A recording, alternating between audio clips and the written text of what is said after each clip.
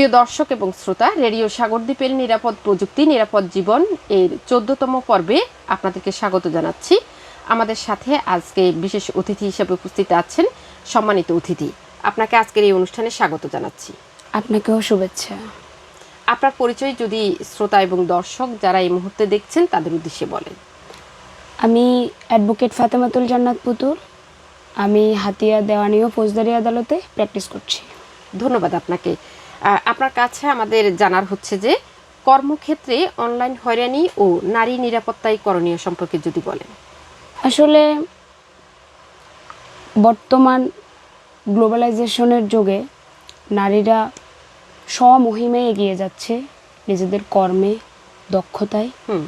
নারীরা যেমন ঘর সামলাচ্ছে তেমন করে রাষ্ট্রীয় সামাজিক কাজগুলো একসাথে সামলাচ্ছে।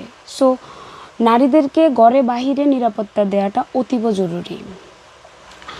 আপনারা দেখতে পাবেন, আমরা দেখতে পাই, সেটা হচ্ছে অনলাইনে যখন নারীরা কোনো বিজনেস করে, কোনো সামাজিক রাষ্ট্রীয় উন্নয়নের কাজ করে, তখন দেখবেন এক শ্রেণীর মানুষজন আছে, আমি বলবো না সবাই একই রকম, অবশ্যই সুযোগ দেয় বিদায়, ভালো মানুষ আছে বিদায়, পুরুষেরা সমানভাবে নারীদেরকে গুরুত্ব দেয় বিদায় আপনি আজকে আমরা এখানে বসে আছি বা আমরা ঘর থেকে বের হতে পারবো।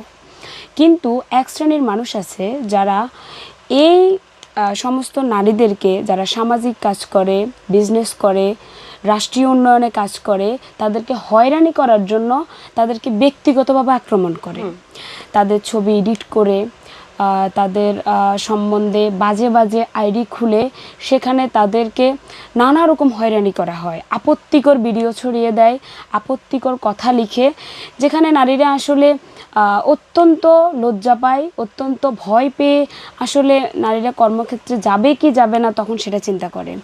আপনি দেখবেন অনলাইনে অনেক নামি দামি মানুষজন আছে, আমি একজন দুজনের নাম বলি, যেমন সানবিজ বাই তনি। ওই আপুটাকে দেখবেন যে তনি আপু, উনি দেখবেন যে একদম শূন্য থেকে উনি এখন প্রায় মানে দু চারজন যদি অনলাইন বিজনেসের নারী উদ্যোক্তা থাকে তার মধ্যে উনি একজন হয়ে গিয়েছে। সো আপনারা দেখবেন উনি মাঝে মধ্যে লাইভে আসে, উনি মাঝে মধ্যে বলে যে কিভাবে ওনাকে হয়রানি করা হয়, ওনার ব্যক্তিগত কোশ্চেন কিভাবে করা হয়, গালমন্দ দেয়া হয়, বাজে বাজে ছবি এডিট করে ছেড়ে দেয়। সো আসলে আমি একজন দুজনের উদাহরণ দিতে পারবো, অহরহ হাজার হাজার এরকম সমস্যা ঘটছে। সো আসলে এই জন্য সরকারেরও বিভিন্ন উদ্যোগ নেয়, সরকারও বিভিন্নভাবে নারীদেরকে সেভ করার জন্য আইনগুলা হচ্ছে সচ্ছল রাখছে, আইন তৈরি করছে নতুন নতুন। যেমন আপনাদেরকে যদি বলি, ডিজিটাল নিরাপত্তা আইন 2018, সেই আইনের 57 ধারাতে কিন্তু স্পষ্ট উল্লেখ আছে, সেটা হচ্ছে যদি অনলাইন ডিভাইসে ইন্টারনেটে যদি আপনাকে না বলে কোনো ভিডিও ছাড়ে, আপনার অনুমতিবিহীন যদি অশ্লীল কোনো ভিডিও ছাড়ে অনলাইনে, তারপরে হচ্ছে আপনার ইচ্ছার বিরুদ্ধে আপনার সম্পর্কে যদি কোনো কিছু লিখে, মানে অনলাইনে যদি আপনাকে হয়রানি করে, তাহলে ডিজিটাল নিরাপত্তা আইন 2018 57 ধারা অনুযায়ী আপনি কিন্তু ব্যবস্থা গ্রহণ করতে পারবেন। আপনি এই আইন অনুযায়ী যেমন আপনি অপরাধীকে আপনি হচ্ছে দণ্ডপ্রাপ্ত করাইতে পারবেন, সেটা হচ্ছে সর্বনিম্ন 7 বছর, সর্বোচ্চ 14 বছর পর্যন্ত। এমনকি এখানে উল্লেখ আছে 1 কোটি টাকা পর্যন্ত আপনি হচ্ছে অর্থদণ্ড আপনাকে প্রদান করবে। সো এখানে যেটা বলবো সেটা হচ্ছে নারীদেরকে আসলে সচেতন হইতে হবে। ধরেন আপনাকে কেউ অনলাইনে বিরক্ত করেছে, আপনার ছবি ছেড়ে দিয়েছে, আপনাকে হয়রানি করেছে, আপনি কিন্তু চুপ থাকবেন না। আপনাকে যে মেসেজ লিখে আপনার সম্পর্কে যা যা কিছু অনলাইনে ছড়িয়ে দিয়েছে বা লিখেছে, আপনি কিন্তু সাথে সাথে ওটার স্ক্রিনশটটা নিয়ে নেবেন।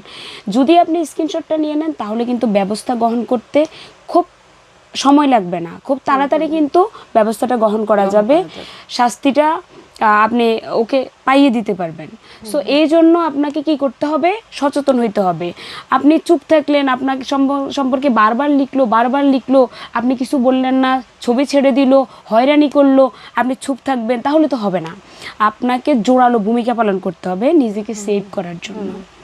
যেহেতু নারীরা হচ্ছে মায়ের জাত, কি বলবো, নারীরা সামান্য একটা কিছুতে খুবই আপসেট হয়ে পড়ে, কান্নাকাটি করে, এরকম করা যাবে না। আপনাকে শক্ত হাতে এটা হ্যান্ডেল করতে হবে। আপনাকে অপরাধীকে বুঝিয়ে দিতে হবে যে তুমি পারলে আমি কেন পারবো না। তুমি যদি আমার প্রতি অপরাধ করো তাহলে আমি কিন্তু অপরাধের প্রতিবাদ করতে জানি। সো আপনাকে কি করতে হবে, আপনাকে সমস্ত ডকুমেন্টগুলো নিতে হবে। আপনাকে হচ্ছে সমাজকর্মী আছে, আপনি তাদেরকে জানাইতে পারেন। আমরা আছি অ্যাডভোকেটরা, আপনি আমাদেরকে জানাইতে পারেন। আপনি হচ্ছে সরাসরি আপনি কোর্টে চলে যেতে পারেন। আপনি যে ডিজিটাল নিরাপত্তা আইনে আপনি মামলা করে দিতে পারেন। আপনি কিন্তু প্রতিবাদ করলে তারপরে প্রতিরোধ হবে, আপনি প্রতিবাদ না করলে প্রতিরোধ হবে না। সো এই জন্য বলবো যে নারীদেরকে যারা বিরক্ত করে, নারীদেরকে যারা হয়রানি করে, তাদের বিরুদ্ধে স্টেপ নিতে হবে আগে নারীদেরকেই। ধরেন আপনি অফিসে আছেন, অফিসে আপনার বস আপনাকে রাতের বেলা একটার সময় ফোন করলো, অকারণে ফোন করলো, আপনাকে ফোন করে বলল আপনাকে আমার ভালো লাগে, আপনি অনেক সুন্দরী, আপনি যদি আমার সাথে, মানে আপনাকে বাজে প্রস্তাব দিল। তো বাজে প্রস্তাব দেওয়ার পরে আপনি যদি মনে করেন যে এটা আপনার জন্য হ্যারাসমেন্ট, আপনি যদি মনে করেন যে এটা আপনার জন্য ক্ষতিকর, তাহলে আপনি সাথে সাথে স্টেপ নেবেন। আপনি সাথে সাথে ওনার বিরুদ্ধে স্টেপ নেবেন, ওনার কথা সবাইকে জানাবেন। আপনি কিন্তু চুপ থাকবেন না। আপনি যদি একজন প্রতিবাদ করেন তাহলে দেখবেন আপনার হাজার হাজার সহকর্মীরা কিন্তু এই অন্যায়ের থেকে বেঁচে যাবে, ওরাও কিন্তু তখন প্রতিবাদী হয়ে উঠবে। আপনি দেখেন একজন নারী যখন প্রতিবাদ করে তখন কিন্তু অন্য 1010টা নারী কিন্তু ওই নারীকে সাপোর্ট দেয়, কিন্তু যখন চুপ থাকে তখন কিন্তু কিছু করার নাই। তখন অপরাধটা এটা একটা ক্যান্সারের মতো এই ব্যাধিটা বাড়তে থাকবে। কিন্তু একদম গ্রাম থেকে শহরে যেখানেই কোনো নারী এরকম হয়রানির শিকার হয় তখনই কিন্তু প্রতিবাদ করতে হবে। সর্বশ্রেণীর জন্য কিন্তু এই আইনটা সরকার করেছে। আইনের চোখে সবাই সমান, রুল অফ ল অনুযায়ী সবাই কিন্তু মানে আইনের দ্বারপ্রান্তে যেতে পারবে, আইনের অধিকার সবার সমান, এটা আমাদেরকে বুঝাইতে হবে। কি হবে, আমি যদি স্টেপ নিই আরও ছবি ছেড়ে দিবে, আপনাকে এরকম কথা বলতে পারে। আপনি যদি কাউকে কিছু বলেন আপনার ছবি অনলাইনে ছেড়ে দিবে। তো ধরেন আপনাকে এই হুমকিটা দেয়া মানে কি, সে নিজেও কিন্তু ভয় পাচ্ছে, এটা আপনাকে বুঝতে হবে যে আমি স্টেপ নিলে আমার ছবি আরও ছেড়ে দিবে। এটা মানে কি, এটা মানে হচ্ছে সে কিন্তু ভয় পাচ্ছে। এই তার ভয়টাকে আপনাকে জয় করতে হবে। সে যে ভয় পাচ্ছে, এই আপনি ভাবতেছেন যে আমার ক্ষতি করবে, কিন্তু না, সে তার নিজের ক্ষতির ভয়ে আপনাকে বলছে এই কথাটা। আপনি কিন্তু ভয় পাবেন না, আপনি সরাসরি পুলিশকে ফোন দিবেন, 999-এ কল দেন আপনি। পুলিশ সরাসরি, পুলিশ তো সর্বক্ষণ আপনাদের জন্য আছে 24 ঘন্টা। আপনাদের হচ্ছে পার্শ্ববর্তী আপনার যে বন্ধু বান্ধব আছে, আপনার যে ফ্রেন্ড সার্কেল আছে, ওদের সাথে সরাসরি শেয়ার করবেন, গোপন রাখবেন না। আর যে প্রথমে একটা কথা বললাম সেই কথাটা হচ্ছে, ধরেন আপনাকে কোনো বাজে মেসেজ দিয়েছে, বাজে আইডি দিয়ে আপনার নামে লিখেছে, আপনার অশ্লীল ভিডিও ছেড়ে দিয়েছে, ছবি ছেড়ে দিয়েছে, আপনি কি করবেন, স্ক্রিনশট রেখে দিবেন। ওইটা আপনার জন্য অতীব জরুরি, এবং ওই স্ক্রিনশট দিয়ে কিন্তু আপনি যথাযথ আইনগত ব্যবস্থা গ্রহণ করতে পারবেন অনায়াসে। সো যে কোনো কিছু প্রমাণ করতে হলে কিন্তু ডকুমেন্টের প্রয়োজন। সো আপনারা ওই ডকুমেন্টটা খুব সযত্নে কিন্তু নিয়ে ফেলতে হবে। এমনও হতে পারে ধরেন আপনাকে মেসেজ দিয়েছে, একটু পরে সে ভয় পেয়ে ওটা কিন্তু কেটে দিতে পারে, ওটা আনসিন করে দিতে পারে। এই জন্য আপনাকে কি করতে হবে, উনি আপনাকে অশ্লীল ভাষা বলার সাথে সাথে, অশ্লীল ছবি আপনার ছাড়ার সাথে সাথে আপনাকে কিন্তু ওটা স্ক্রিনশট করে নিয়ে নিতে হবে। আসলে সর্বোপরি একটা কথাই বলবো, সেটা হচ্ছে যেখানে প্রতিবাদ নাই সেখানে প্রতিরোধও নাই। নারীদেরকে সাহসী হতে হবে। শুধুমাত্র আপনি কাজ করে গেলে নিজেকে আপনি প্রোটেক্ট করতে পারলেন না তাহলে তো হবে না। আপনাকে আগে সবার আগে নিজেকে ভালোবাসতে হবে, নিজের দিকে খেয়াল রাখতে হবে। সেটা আপনার অফিসের বস হোক, চলার পথে কেউ হোক। ধরেন আপনি কোথাও যাচ্ছেন, কেউ একজন আপনার ছবি তুলে অনলাইনে ছেড়ে দিল, আপনি এটা দেখলেন, দেখার সাথে সাথে কিন্তু আপনি স্টেপ নিতে হবে, না হলে অন্য আরেকটা মেয়ের সাথে এটা ঘটবে। সো আমি সর্বোপরি বলবো যে সচেতনতার বিকল্প কোনো কিছু নেই। আর সরকার তো অনায়াসে যে নারীদের জন্য অসংখ্য নিরাপত্তার আইন তৈরি করে যাচ্ছে, সরকার কিন্তু সব সময় পাশে থাকে।